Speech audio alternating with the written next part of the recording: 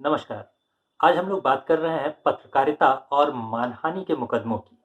भारत के लिए कोई नई या कोई बड़ी बात नहीं है और भारत को जैसे ही स्वतंत्रता मिली थी, तभी से नेहरू जी को अभिव्यक्ति की स्वतंत्रता थोड़ी कम पसंद आनी शुरू हो गई थी। तो इसकी गाज सबसे पहले गिरी थी ऑर्गेनाइजर पर, और ऑर्गेनाइजर पर 2 मार्च 1950 को एक मुकदमा हो गया। या फिर सीधे-सीधे कहें तो जो उस समय की प्रेस की एक बॉडी थी, जो प्रेस को नियंत्रण करने की एक जो संस्था थी, उनके जरिए सरकार ने ऑर्गेनाइजर पर कुछ प्रतिबंध लागू कर दिए। उस जमाने में के आर मलकानी ऑर्गेनाइजर के संपादक हुआ करते थे, और वो इतने सीधे तरीके से किसी दमनकारी आदेश को मानने के लिए तैयार हो जाने वाले जीव नहीं थे। तो उन्होंने इस आदेश के खिलाफ सुप्रीम कोर्ट यानी माननीय सर्वोच्च न्यायालय में जाकर मुकदमा दायर कर दिया। मुकदमा उन्होंने 10 अप्रैल को दायर किया था, और जैसे ही उन्होंने मुकदमा दायर किया, सरकार में हलचल शुरू हो गई। उनके वकील थे एनसी चैटर्जी। एनसी चैटर्जी इससे पहले हिंदू महासभा के अध्यक्ष भी रह चुके थे। जाहिर सी बात है, हिंदू महासभा के अध्यक्ष थे तो ऑर्गेनाइजर के संपादक से उनकी जान पहचान थोड़ी अच्छी रही होगी। ऐसे आप एनसी चैटर्जी को नहीं पहचान पा रहे होंगे, लेकिन आपने वामपंथी नेता सोमनाथ चैटर्जी का नाम हो सकता है सुना हो। सोमनाथ चैटर्जी के पिता यही एनसी चैटर्जी थे। जी हाँ, जी हाँ। एक वामपंथी नेता के पिता हिंदू महासभा के अध्यक्ष रह चुके थे। तो खैर, आगे चलते हैं। मुकदमे का फैसला आया और 26 मई 1950 को सर्वोच्च न्यायालय ने सरकार के इस फैसले के खिलाफ फैसला दे दिया।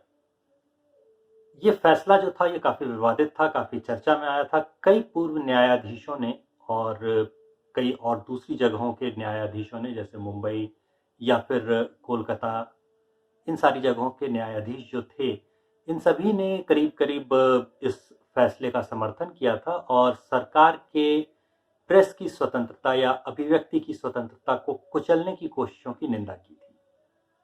त्रिपुरदमन सिंह, जिन्होंने अभी हाल में ही 16 स्टॉर्मी डेज नाम की किताब लिखी है, वो जब इस घटना का जिक्र करते हैं तो वो बताते हैं अपनी किताब में कि कैसे ये घटना भी उन घटनाओं में से एक थी जिनकी वजह से नेहरू जी ने जब पहला संविधान में संशोधन किया, उसी वक्त अनुच्छेद 19 में और उपधाराएं जोड़ी गई और थोड़ी सी बदलाव उसमें थोड़े से किए गए। अभिव्यक्ति की स्वतंत्रता जो पहले पूर्ण थी, उसे फौरन बदलकर कुछ बंदिशों के साथ दोबारा लागू कर दिया गया। अब चूंकि इस मामले ने काफी तूल पकड़ा था और इस मामले में सरकार की काफी फजीहत भी हुई थी, और सरकारों का, खास करके राजनीतिज्ञों का ध्यान इस पर चला गया था। तो भविष्य में आगे जब आप देखेंगे तो आगे के समय में इस एक्ट का बड़ा संभाल कर उपयोग किया जाता है। खास करके अगर पत्रकारों के खिलाफ इस्तेमाल करना हो, तब तो और ज्यादा संभल कर इस्तेमाल होता है। अभिव्यक्ति की स्वतंत्रता कई बार छापों से भी खतरे में आ जाती है, हालांकि सभी लोग जानते हैं कि ये छापे किस लिए पड़े हैं। मगर खैर, चलिए इसे जाने देते हैं और हम लोग वापस चलते हैं और अपने मानहानि के मुकदमे पे आते हैं।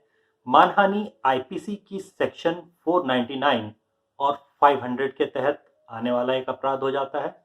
इसके अलावा सीआरपीसी में अगर देखेंगे तो 199 की सब सेक्शन 1 से लेकर के सब सेक्शन 4 तक में इसी की बात हो रही होती है। तो इन धाराओं के अंदर जो मुकदमे आते हैं, उनको हम लोग अक्सर मानहानि का मुकदमा करते हैं। चूंकि हमेशा मानहानि का मामला जो होता है वो सरकारों को ही नहीं करना होता, इसलिए देशद्रोह जैसे मामले या अभिव्यक्ति की स्वतंत्रता पर खतरे, ऐसे मामले जो है वो थोड़े कम दिखाई देते हैं। आपको ज्यादातर जो नजर आएंगे वो यही मानहानि के मुकदमे होते हैं। विदेशों में इसके लिए स्लैप शब्द इस्तेमाल होना शुरू हो गया है। इसकी जो स्पेलिंग होती है वो थोड़ी सी अलग है, SLAPP है, यानी कि strategic law against public participation. तो ये जो strategic laws against public participation है, इनका इस्तेमाल इसीलिए होता है ताकि अगर कोई आपके खिलाफ बोल रहा हो तो उसे चुप कराया जा सके। कई ऐसे भी मामले हुए हैं जिसमें जबरन इन तरीकों से लोगों को चुप कराने की कोशिशें की गई हैं। कई बार कुछ बड़े अधिकारी ऐसे मुकदमे इस्तेमाल करते दिख जाते हैं, कई बार राजनेता भी दिख जाते हैं।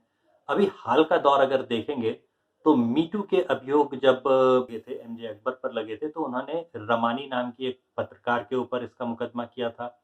ऐसे ही अगर मुंबई की तरफ हम लोग मुड़कर देखें तो अभी हाल में मी टू वाले ही मामले में आलोक नाथ ने विनीता नंदा पर ऐसा ही मामला दागा था।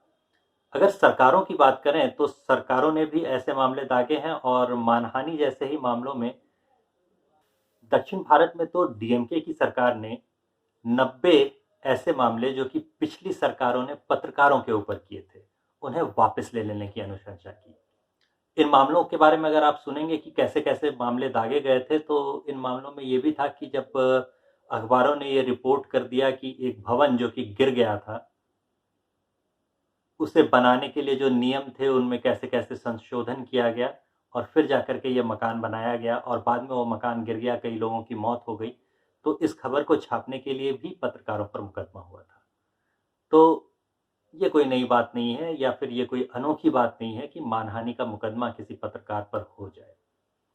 तो आइए सबसे पहले हम लोग देखते हैं कि ऐसे मुकदमों से बचने के लिए क्या किया जा सकता है। ऐसे मामलों से बचा कैसे जाए, इस बारे में स्टीवन प्राइस नाम के एक पत्रकार ने अपने इन्फॉर्म नाम के एक ब्लॉग पे लिखा है। उन्होंने 12 नुस्खे सुझाए हैं जिनके जरिए ऐसे मामलों के या फिर मानहानि के मुकदमे आप पर हो पाएँ, इसकी संभावना थोड़ी कम कर दी जाती है। ऐसा नहीं है कि ये सारे नुस्खे आज़माने से आप 100% सुरक्षित हो जाएँगे या फिर आपके ऊपर बिल्कुल कोई मुकदमा ही नहीं किया जा सकेगा या कोई नहीं करेगा। लेकिन काफ़ी हद तक आपको ऐसे मुकदमों से सुरक्षा मिल सके, इसके लिए इस बारे में पढ़ा जा सकता है। तो आइए सबसे पहले हम लोग इन्हीं 12 तरीकों को भारत के माहौल पर अडैप्ट करने की कोशिश करके देखते हैं। अडैप्ट करने की कोशिश हम लोगों को इसलिए करनी पड़ रही है क्योंकि ये विदेशों के लिहाज से लिखे गए हैं और भारत में थोड़ा-सा बदल कर इन्हें लागू किया जा सकता है। पहली जो सलाह होती है, इस सलाह में कहा जाता है, पहले तौलो, फिर बोलो। पहले तौलो, फिर बोलो। ये एक आम जानी-पहचानी सी लोकोक्ति है मगर अक्सर लोग इसे भूल जाते हैं। भूल जाने का नुकसान ये होता है कि अक्सर जो कहा जाता है कि आपके शब्दों का सिर्फ वही अर्थ नहीं होता, जो आप बोल रहे हैं, बल्कि उन शब्दों के बीच से कुछ और अर्थ भी निकाले जा सकते हैं। और जब मुकदमा होता है, तो सिर्फ आपके मुख्य शब्द नहीं देखे जाते। आपकी बातों का और क्या मतलब निकल सकता था या कोई आम आदमी, कोई निष्पक्ष व्यक्ति उसका क्या अर्थ निकालेगा, ये भी देखा जाता है। तो आप पहले सोच लीजिए कि आपने क्या कहा, उसका और क्या अर्थ निकाला जा सकता है, ये भी सोचिए और फिर बोलिए। यहाँ ये ध्यान रखिए कि अगर किसी और ने कुछ कहा था, आपने उसे यथावत जैसा था बिल्कुल वैसा ही इस्तेमाल किया है और साथ में संदर्भ भी बता दिया है कि इस व्यक्ति ने ऐसा कहा था। तो भी किसी और की कही बात या किसी और की हुई बदनामी को फैलाने का इल्ज़ाम आपके सर आ सकता है।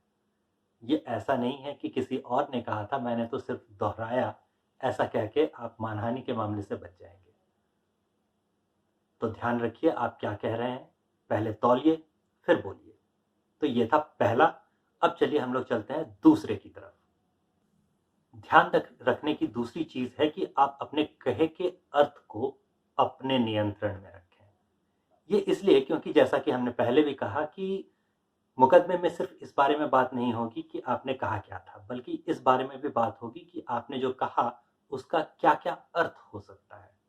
इसलिए आपने जो कहा उसका अर्थ पक्का-पक्का वही निकले जो आप कहना चाहते हैं, इसका पूरा-पूरा ख़्याल रखिए। अगर आप ये सोचकर बैठे हैं कि आप वीडियो के कैमरा के सामने आएँगे और जो सूझेगा उस हिसाब से बिल्कुल धारा प्रवाह बोलते जाएँगे, तो आपसे गलती होने की संभावना ज़्यादा है। अगर आप पहले से लिख कर एक स्क्रिप्ट बना लेते हैं, तो आपको या उस स्क्रिप्ट को पढ़ने वाले किसी दूसरे व्यक्ति को ये अंदाज़ा हो जाता है कि कहाँ गलत या कहाँ 2 से ज़्यादा या फिर 1 से ज़्यादा अर्थ निकल रहे हों आपकी बात के, तो इन चीज़ों को नियंत्रित किया जा सकता है। तो दूसरी चीज़ थी, अपनी बात के अर्थ को, अपने कहे के अर्थ को अपने नियंत्रण में रखिए। अब चलते हैं तीसरे वाले पे। याद रखिए कि अगर आपके कहे का एक से ज़्यादा अर्थ निकलता है और दूसरा वाला कोई गलत अर्थ है, गलत मतलब है, तो आपका जो प्रतिपक्षी वकील होगा, वो सबसे पहले उसी गलत अर्थ को दोहराने वाला है। आपकी बात का जो सही मतलब था, उस पर वो मुकदमा क्यों करेगा? वो अपने जीतने की संभावना देखेगा और आपके गलत वाले अर्थ को ही हाइलाइट कर रहा होगा। तो ध्यान रखिए, बिल्कुल सोच समझ कर बोलिए। यहाँ अगर आप ये सोच रहे हैं कि कुछ भी चटपटा नहीं होगा तो मेरी बातें कोई सुनने क्यों आएगा? तो भाई साहब ऐसा है कि आप अगर पत्रकारिता के व्यवसाय में हैं, तो पत्रकारिता कीजिए। मनोरंजन के व्यवसाय में आप नहीं हैं, तो मनोरंजन करने की कोशिश मत कीजिए। अगर मनोरंजन ही करना होता, तो आपको किसी और इंडस्ट्री में जाना चाहिए था, पत्रकारिता में नहीं आना चाहिए था। जहाँ तक मुकदमे का सवाल है, तो मुकदमे के वक़्त ये ध्यान रखिएगा कि आपकी कंपनी आपका मुकदमा लड़ने नहीं आएगी। जो कंपनी आपके अच्छे वीडियो पर, वीडियो के बहुत ज़्यादा टीआरपी आ जाने या उसके यूट्यूब के व्यूअरशिप हो जाने, ज़्यादा बढ़ जाने पर तालियां बजा रही थी, वो मुकदमा लड़ने आपको अकेले ही छोड़ देगी। पूरी संभावना है इस बात की। जिन लोगों पर मानहानि का मुकदमा हुआ है, उनसे पूछ कर देखिए, आपको पता चल जाएगा। तो ध्यान रखिए कि आपका जो अर्थ था, आपकी शब्दावली के जो भी अर्थ थे, वो आपके नियंत्रण में हो, गलती से भी आपके प्रतिपक्षी वकील के नियंत्रण में ना जाए। ठीक है? तीसरी चीज होती है सबूत हैं या नहीं। जो आप कह रहे हैं, क्या आप उसे प्रमाणित कर सकते हैं? ऐसा तो नहीं कि कुछ भी सोचा या सूझा या मेरी निजी विचारधारा थी, मुझे कोई नेता पसंद नहीं थे, इसलिए मैं उसके खिलाफ कुछ भी अनर्गल प्रलाप करना शुरू कर दूंगा। ऐसा करते हुए यूट्यूब पे कई नेतागण आपको दिख जाएंगे, कई पक्षकार आपको दिख जाएंगे, लेकिन ऐसा करने पे अगर मुकदमा हो जाए, तो बतौर पत्रकार या बतौर नए पत्रकार आपके लिए दिक्कत हो सकती है। आपको ऐसा नहीं करना है। अगर आपके पास सबूत नहीं है, तो उस बारे में बात मत कीजिए। यहाँ ये भी ध्यान रखिए कि भारत में जब मुकदमे चल रहे होते हैं, उसमें जो आरोपी होता है, उसे माना जाता है कि जब तक आरोप सिद्ध नहीं हो गए, वो निरपराध है, निर्दोष है। हालांकि बलात्कार या फिर डकैती जैसे कुछ मामलों में ऐसा नहीं होता। वहाँ इनोसेंट अंटिल प्रूवन गिल्टी वाला रूल नहीं चलता, वहाँ पे गिल्टी अंटिल प्रूवन अदरवाइज वाला रूल चलता है। इसलिए कुछ मामलों में अगर आप आरोपी को अपराधी कह भी जाते हैं तो चलेगा, लेकिन अधिकांश मामलों में आप आरोपी को अपराधी नहीं कह सकते। इसलिए अभ्यास ये कीजिए कि जब तक मुकदमे का फैसला न आ गया हो, जब तक सबूतों के जरिए ये साबित ना हो गया हो कि कोई व्यक्ति अपराधी ही है, उसे सजा न दे दी गई हो या उसे सजा सुनाने की तैयारी न कर ली गई हो, तब तक आप आरोपी और अपराधी जैसे शब्द अलग अलग होते हैं, ये बहुत अच्छी तरह याद रखें। मानहानि का अगर मुकदमा हुआ है किसी पर, तो जाहिर सी बात है कि उसमें शब्दों की बात होगी, मिथ्या आरोप लगाने की बात होगी। तो आपको ये भी ध्यान रखना होगा कि आपने जो वाक्य कहा है, उसके अर्थ का स्तर क्या है। ये न्यायालयों में बहुत ध्यान से देखा जाता है। उदाहरण के तौर पे आप ऐसे समझ सकते हैं कि अगर मैं कहता हूं नेताजी भ्रष्टाचार में लिप्त हैं, यहां पे मेरा आरोप स्पष्ट है। नेताजी कभी भी मेरे ऊपर मुकदमा कर सकते हैं। वो कह सकते हैं कि भाई मैं जेल गया ही नहीं और मुझे भ्रष्टाचारी कह रहा है, वो भी वीडियो बनाकर। इसके ऊपर मानहानि होनी चाहिए। और चूंकि नेताजी जेल नहीं गए हैं, हो सकता है कि उन पर कोई मुकदमा शुरू भी ना हुआ हो, तो मेरे ऊपर मुकदमा होगा। लेकिन इसी वाक्य को अगर मैं थोड़ा सा बदल देता हूं, अगर मैं कहता हूं क्या नेताजी पर भ्रष्टाचार के मामलों की जांच नहीं होनी चाहिए, तो यहां मैंने कुछ कहा ही नहीं। इस मामले को लेकर अगर नेताजी किसी वकील के पास गए भी, तो उनका वकील उन्हें मानहानि का मुकदमा करने की सलाह नहीं देगा। अगर फिर भी मानहानि का मुकदमा नेताजी मेरे ऊपर कर बैठते हैं, तो मैंने तो सिर्फ ये कहा था कि क्या नेताजी पर भ्रष्टाचार के मामलों की जांच नहीं होनी चाहिए। तो ये तो बहुत सीधा साधा सा एक सवाल है। मैं मुकदमा जीत जाऊंगा और फिर मैं छाती पीटता हुआ, सीना अपना चौड़ा करके निकल के बाहर आता हुआ कहूंगा, न्याय की जीत हुई है, तो आपके अर्थ का स्तर भी मायने रखता है। पहले दो जो पॉइंट्स थे, जो पहला पॉइंट और जो दूसरा बिंदु था, उन दोनों में हमने अर्थ की ही बात की थी। पहले में आप पूरी पूरी बात का अपना अर्थ देखते हैं, दूसरे में आप अपनी शब्दावली का चयन देखते हैं, कौन से शब्द आपने चुने हैं, तीसरे यानी तीसरे नहीं बल्कि कहिए कि चौथे वाले बिंदु में हमने इस बारे में बात की कि आपके अर्थ का स्तर क्या होना चाहिए। इसके अलावा हमने सबूतों की बात की है। अब चलिए हम लोग पांचवें बिंदु पर चलते हैं। पांचवा बिंदु है कि आप जो नहीं जानते वो साफ साफ बता दें। उदाहरण के तौर पे मान लीजिए कि कोई अपराधी है जो फरार है और ऐसा माना जा रहा है कि अपराधी किसी बड़े नामी गिरामी के घर में छुपा हुआ है। आप साफ साफ बता दीजिए कि आपको पता नहीं है, या पुलिस अभी तक पता नहीं कर पाई है, या अभी तक ये पता नहीं चल पाया है कि अपराधी कहाँ छुपा हुआ है। जब आप बता देते हैं कि इस मामले में इन तथ्यों के बारे में हमें जानकारी नहीं है, या अभी तक जानकारी हमारे पास नहीं आई है, तो ये स्पष्ट हो जाता है कि आपका इरादा किसी की प्रतिष्ठा को ठेस पहुंचाना नहीं था। ऐसा मामला जब अदालतों में पहुंचता है तो वहां पे इरादे आपको स्पष्ट करने होते हैं। भारतीय जो कानून होते हैं उसमें ये अधिकांश में बताना पड़ता है कि जो इरादा था वो गलत था या बुरा था, तभी सजा होती है। अगर इरादा आप साबित नहीं कर पाए तो सजा नहीं होगी। ये आप ऐसे समझ सकते हैं कि मान लीजिए अगर मैंने किसी को गोली मार दी हो और इरादा पता चलता है कि भाई कोई मेरे घर में डकैती करने के लिए घुसा हुआ था और इसलिए मजबूरन मुझे उसकी ही पिस्तौल छीनकर गोली मारनी पड़ी, मेरा इरादा हत्या का नहीं था, तो मैं बाइज्जत बरी हो जाता हूँ। लेकिन वहीं अगर पता चलता है कि मैं शाम के वक्त अपने नशे के इंतज़ाम के लिए कहीं गली के कोने पे खड़ा था और मैंने गोली मारकर किसी के पैसे छीन लिए, तो उस केस में क्या होगा? जाहिर सी बात है वहाँ पे पता चलेगा कि मेरा इरादा ही गलत था, तो मुझे सख्त से सख्त सज़ा होगी। तो इरादा जो होता है वो बहुत महत्वपूर्ण होता है। जैसे ही आप ये कह देते हैं कि आपको ये बातें पता नहीं, या इस मामले में या इस जिस घटना की आप बात कर रहे हैं उसमें ये तथ्य हैं जो सामने आने चाहिए और अभी तक ये सामने नहीं आए हैं। जैसे ही आप ये बताते हैं, ये स्पष्ट हो जाता है कि आपका इरादा गलत नहीं था, और ऐसे मामलों में किसी भी वकील के लिए आपको सज़ा दिलवा पाना लगभग नामुमकिन होता है, क्योंकि उसे इरादा साबित करना है। तो ये ध्यान रखिए कि जो चीज़ आपको नहीं पता हो वो ज़रूर बताइए। किसी मामले में आप ये कहिए बाकायदा कि मुझे इन चीज़ों की जानकारी नहीं है।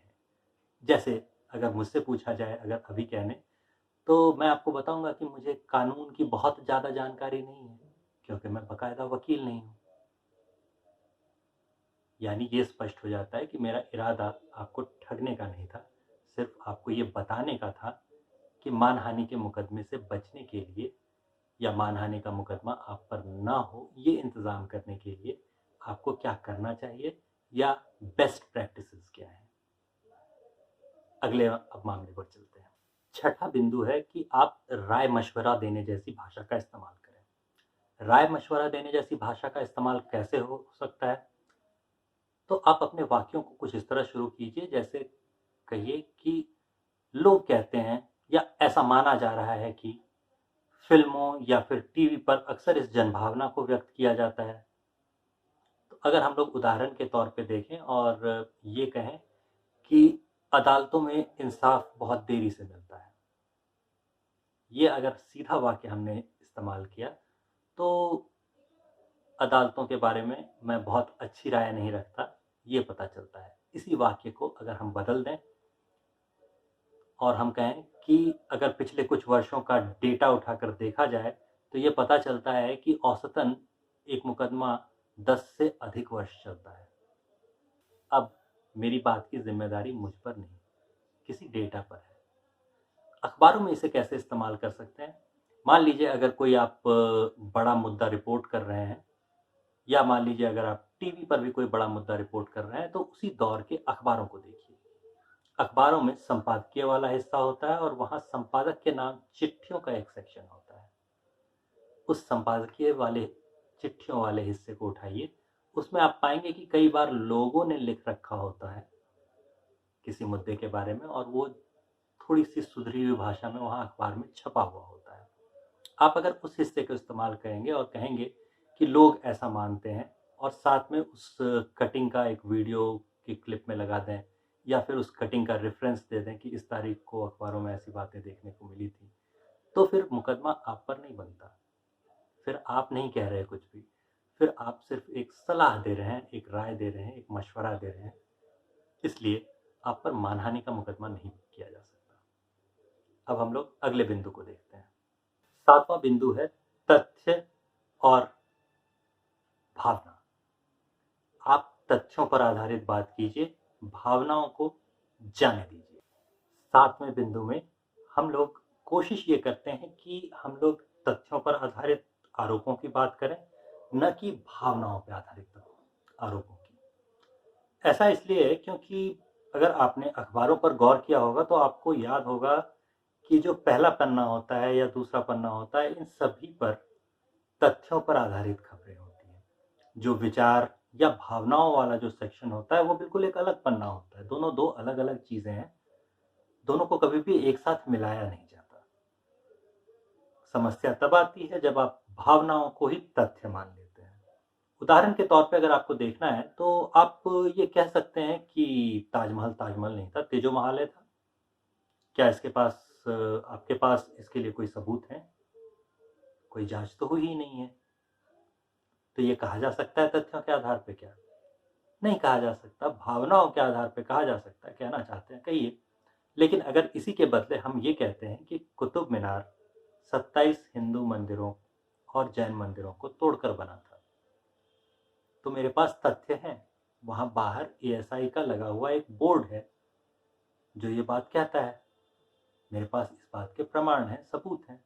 जाहिर सी बात है कि जब हम कुतुब मीनार की बात करेंगे तो हम तथ्यों पर आधारित एक आरोप की बात कर रहे हैं, और जब हम ताजमहल की बात कर रहे होते हैं तो हम सिर्फ भावनाओं पर आधारित एक आरोप की बात कर रहे हैं, जो कि ज़मीन पर कहीं वास्तविकता में वो अस्तित्व रखता है या नहीं रखता है, ये तो मुझे पता ही नहीं है।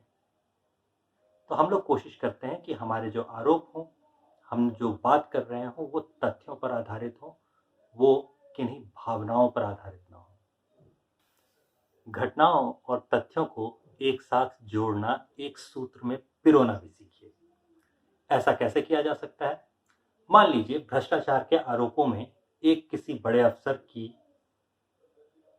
पोस्टिंग जो होती है वो कहीं और हो गई, स्थानांतरण या ट्रांसफर जो कहते हैं, सजा के तौर पर अक्सर ट्रांसफर इस्तेमाल किया जाता है।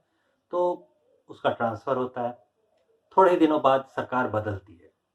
सरकार के बदलते ही एक बड़े मंत्री ऐसे आ जाते हैं जो कि इसी भ्रष्टाचार के आरोपों वाले अफसर के बहनोई थे, और जैसे ही वो आते हैं तो उनके विभाग में या उनके विभाग से संबंधित किसी दूसरे विभाग में, राजधानी में, उसी अफसर की पोस्टिंग हो जाती है। अब ऐसे में इन सारी बातों को एक क्रम से बताने के बाद अगर हम ये पूछें कि क्या इस मामले में कदाचार की जांच नहीं होनी चाहिए, तो फिर ये कई तथ्यों को एक साथ पिरोना हुआ। इनके बदले अगर हम सीधे सीधे ये अभियोग लगाएं कि फलाने अफसर की पोस्टिंग में भ्रष्टाचार या कदाचार या अनाचार या दुराचार हुआ है, तो ये सीधे सीधे आरोप होगा। इस मामले में मेरे पास क्रम नहीं था, सीधे हम आखिरी बात पर कूद कर आ गए।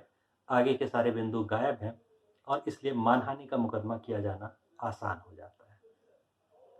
इससे पहले वाले मामले पर हुआ ये था कि हमने कई तथ्यों को एक सिलसिले में बता दिया, और अंत में अगर ये ना भी कहें कि इस पोस्टिंग के मामले में कोई भ्रष्टाचार, दुराचार, अनाचार या कदाचार हुआ है, तो भी लोग, सुनने वाले, अर्थ तो निकाल ही लेंगे।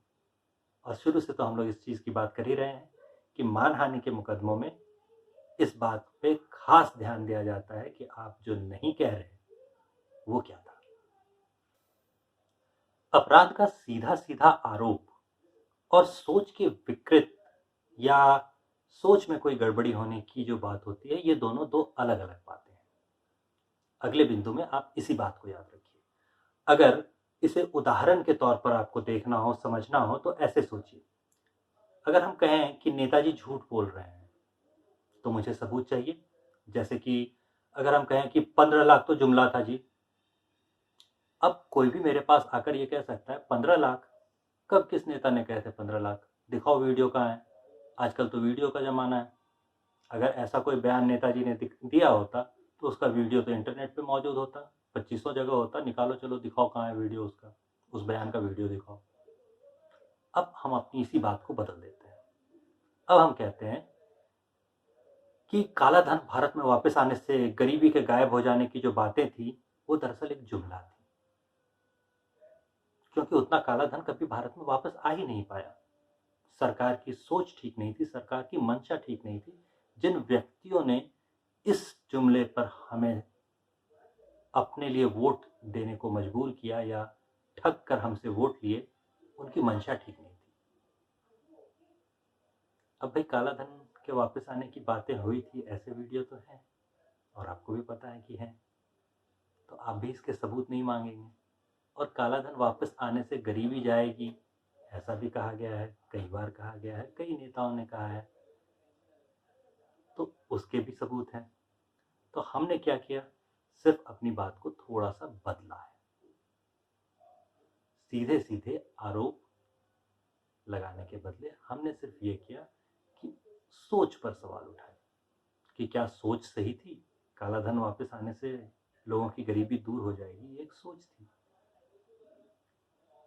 तो यहाँ हमने सीधे सीधे आरोप हरकतों पर डालने के बदले आरोप सोच पर या विचारों पर डाल दिया, और ये मानहानि से फिर से हमें बचा लेता है। और आगे चलते हैं और अगला 9वां बिंदु देखते हैं। इस बिंदु में महत्वपूर्ण हो जाता है कानून पढ़ लेना। तो भैया हम इस बिंदु में यही कहेंगे कि आप कानून पढ़ लीजिए। ये कोई बहुत ज्यादा पढ़ने की बात हम आपसे नहीं कह रहे हैं।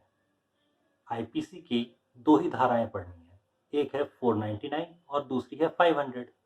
सीआरपीसी में आपको सेक्शन 199 के सब सेक्शन 1 से लेकर सब सेक्शन 4 तक ही पढ़ना है, तो ये बहुत ज़्यादा नहीं है। अगर आप पत्रकारिता के व्यवसाय में हैं और आप ये कहना चाहते हैं कि इतना भी पढ़ने के लिए आपके पास समय नहीं है या इतना पढ़कर समझ लेने लायक आपकी बुद्धि नहीं है, तो जाने दीजिए भैया, पत्रकारिता भी आपसे नहीं हो पाएगी। बिना पढ़े पत्रकार हो जाएंगे, ऐसा सोचकर तो आप आए नहीं होंगे।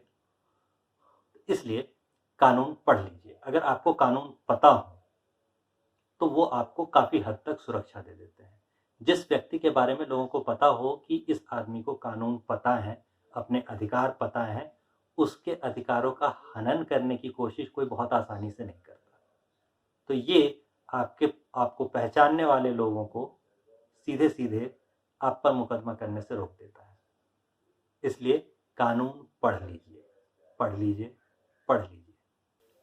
अगला बिंदु है नैतिकता। नैतिकता आपका कवच और कुंडल होती है। कर्ण की कहानी सभी लोगों को पता होती है, इसीलिए आपको भी पता है कि नैतिकता पत्रकार के लिए बिल्कुल जमजात कवच और कुंडल की तरह है, जो उसे करीब करीब हर चीज से बचा सकती है। करीब करीब हर चीज से, गोली से नहीं बचाएगी लेकिन बाकी सभी चीजों से वो आपको बचा सकती है। और ये जो हम लोग शुरू से भाषा का, कानूनों की जानकारी का, शब्दों के चयन का, इन सारी चीज़ों की जो चर्चा कर रहे थे, ये इसलिए हम लोगों को करनी पड़ती है कि कहीं ना कहीं हम लोगों को ये पता होता है कि हम जो कर रहे हैं वो बहुत ज़्यादा सही नहीं है। सुनने में थोड़ा कम अच्छा लगेगा, लेकिन आपको भी पता है ब्रेकिंग न्यूज़ के ज़माने में कई बार खबरों को पूरी तरह से डेवलप किए बिना ही, पूरी तरह से डेवलप होने दिए बगैर ही उन खबरों को ब्रेक करना पड़ता है। ऐसे ही मामलों के लिए शुरू में हमने कहा था कि आपको जो नहीं पता है उसके बारे में साफ साफ बता दीजिए। तो ये नैतिकता भी कहती है कि ऐसे ही काम किया जाना चाहिए। जब आप नैतिक रूप से सही होते हैं तो जो सजाएं मिलती भी हैं, अगर सजा हुई तो सजा बहुत हल्की फुल्की होती है। ऐसा इसलिए होता है क्योंकि नमूने के तौर पे आपने देखा होगा कि कोई आदमी अगर किसी व्यक्ति को हॉस्पिटल ले जा रहा है और ऐसे में उससे उसने लाल बत्ती फान दी, तो अगर वो लाल बत्ती पार कर भी गया है, तो भी उसे कम से कम मिनिमम वाला जुर्माना होगा। कई बार हो सकता है कि सिर्फ़ चेतावनी देकर छोड़ दिया जाए। लेकिन भैया अगर आप शराब के नशे में गाड़ी चला रहे थे और आप लाल बत्ती कूद गए, तो क्या होगा? जो सबसे सख्त सज़ा होगी वो लागू होगी। तो जैसे ही आप नैतिक रूप से सही हो जाते हैं, तो अगर न्यायाधीश को पता भी है कि भई मुकदमा हो गया और इसे सज़ा होगी अब, तो वो जो सबसे हल्की सज़ाएँ होती हैं, वो आपको देंगे। अभी हाल में एक बड़े से वकील को आपने शायद देखा होगा, उन पर इसी तरह का एक मुकदमा था। उन्हें ₹1 की सज़ा हुई थी। बड़ी सज़ा तो नहीं कहेंगे ना इसे। तो नैतिक रूप से सही होने पर सज़ाओं पर भी असर पड़ता है। अब चलते हैं हम लोग अपने आखिरी बिंदु यानी 12वें बिंदु पर। और 12वां बिंदु होता है कि आप किससे या किसकी बात कर रहे हैं, इसका ध्यान रखें। रॉबर्ट ग्रीन ने अभी हाल में एक किताब लिखी थी 48 लॉज़ ऑफ पावर। ये हिंदी में भी आती है, शक्ति के 48 नियम जैसा कुछ नाम है हिंदी में इस किताब का। और इस किताब में वो जिन नियमों की बात करते हैं उसमें से एक होता है कभी गलत व्यक्ति को नाराज़ मत करो। तो कभी भी गलत आदमी को नाराज़ नहीं करना चाहिए। इसके नमूने के तौर पे आप देखेंगे तो आप देखेंगे कि एक बड़े नेता हैं, जिनको मौत का सौदागर से लेकर पता नहीं क्या-क्या कहा गया, नीच राजनीति करने वाला और भी ऐसी दर्जनों बातें। क्या असर हुआ या क्या फ़र्क पड़ा? सिर्फ़ उन पे ही नहीं, उनकी पार्टी के कई नेताओं को अगर आप कुछ भी कह देंगे, तो कोई ख़ास असर होने वाला नहीं है। कोई मुकदमा-वुकदमा नहीं करने आता आप पे। इसकी तुलना में एक दूसरी पार्टी है, उसकी जो प्रमुख थी, उसका सिर्फ़ नाम ले लिया था अर्नब गोस्वामी ने। 200 अलग-अलग जगह से उनके ऊपर मुकदमे हो गए थे। याद ही होगा, अभी हाल की ही बात है। एक और दूसरी पार्टी थी वहीं महाराष्ट्र की, उनके बारे में कुछ कह दिया था एक फ़िल्म की तारिका ने, तो उनका तो ऑफ़िस ही तोड़ दिया गया था। तो भई आप किसकी बात कर रहे हैं, इस पर भी निर्भर करता है कि आप जो कह रहे हैं उसका नतीजा क्या होगा। हो सकता है आप पर मुकदमे हों, हो सकता है मुकदमों से ज़्यादा भी इल्लीगल तरीके भी कई आपके ऊपर इस्तेमाल किए जाएँ। तो हमेशा ये ध्यान रखिए कि आप किसकी बात कर रहे हैं। क्या आप कह रहे हैं ये तो महत्वपूर्ण होता ही है, उसके साथ ही ये भी महत्वपूर्ण होता है कि आप किसके बारे में वो बात कह रहे हैं। अगर आप किसी पुलिस अधिकारी के बारे में बात कर रहे हैं, किसी वकील के बारे में बात कर रहे हैं या किसी दूसरे पत्रकार के बारे में बात कर रहे हैं, तो बहुत संभावना है कि उसका तो रोज़ का काम ही हो अदालत तक आना-जाना। ऐसे में वो आप पे मानहानि का मुकदमा ठोक दे, तो कौन-सी अनोखी बात है। ऐसा हो सकता है, ऐसा किया जा सकता है। इसलिए इन चीज़ों का ध्यान रखिए। हम लोग ये मानकर चल रहे हैं इतनी देर से कि अधिकतर ऐसे मामले जो होते हैं वो पत्रकारों को परेशान करने के लिए या उनकी आवाज़ बंद करने के लिए इस्तेमाल किए जाते हैं। ज़्यादातर मामलों में ऐसा होता भी है, लेकिन ज़रूरी नहीं है कि हर बार मामला बिल्कुल यही हो। मुकदमा सिर्फ़ इसलिए किया गया हो क्योंकि लोगों को चुप करवाना था। कई बार ऐसा भी होता है कि ये मामले सही भी होते हैं। अभी हाल में आपने देखा होगा इकोनॉमिक एंड ईपीडब्ल्यू नाम का जो मैगज़ीन है, उस मैगज़ीन में एक परंजय गुहा ठुकराता नाम के व्यक्ति हुआ करते थे, जिन्होंने एक बेसिर पैर का लेख छाप दिया था और अंततः पत्रिका ने उन्हें बाहर निकाल दिया। तो कभी-कभी ऐसा होता है कि मामले सच्चे होते हैं, बेसिर पैर के नहीं होते और उसमें कार्रवाई होती है, लेकिन ज़्यादातर मामलों में ऐसे मामले हम लोग मानकर चलते हैं कि ये स्लैप का मामला है। स्लैप यानी कि जैसा कि शुरुआत में बताया था, strategic laws against public participation. इसी नाम से अगर आप इंटरनेट पे सर्च करेंगे तो आपको SLAPP सर्च करने पर आपको इस विषय पर कई लेख मिल जाएँगे। अब ये याद रखिए कि जैसे एक सिपाही हर रोज़ अपनी बंदूक की सफाई करता है, उसे खोलता है, ठीक करके देखता है, या फिर कोई मिस्त्री होता है तो वो अपने औज़ारों को रोज़ साफ-सुथरा करता है, रोज़ उनकी जाँच करता है, उन्हें सही तरीके से सहेज कर रखता है। वैसे ही अगर आप किसी ऐसे पेशे में हैं जहाँ शब्द ही आपकी पूँजी हैं, शब्दों से ही आप सारा काम करते हैं, तो आपको कुछ शब्दों का ध्यान तो रखना पड़ेगा, थोड़ा पढ़ते रहना पड़ेगा। और जब आप जानकारी रखते हैं ऐसे मामलों की और थोड़ी-सी कोशिश करते हैं, तो पूरी संभावना है कि ऐसे मामले ना बनें। बाकी ये तो आपको पता ही होगा कि जैसे सिपाहियों के सीने पर मेडल सजते हैं, वैसे ही पत्रकारों के सीने पर एकाध मानहानि के दावे तो खूबसूरत लगते हैं।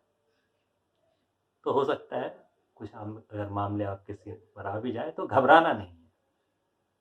मेडल की तरह शोभा देंगे, कोई बात नहीं। चलिए, फिर अगली बार अपनी किसी अगले वीडियो में किसी और मुद्दे पर फिर से बात करते हैं। आज्ञा दीजिए।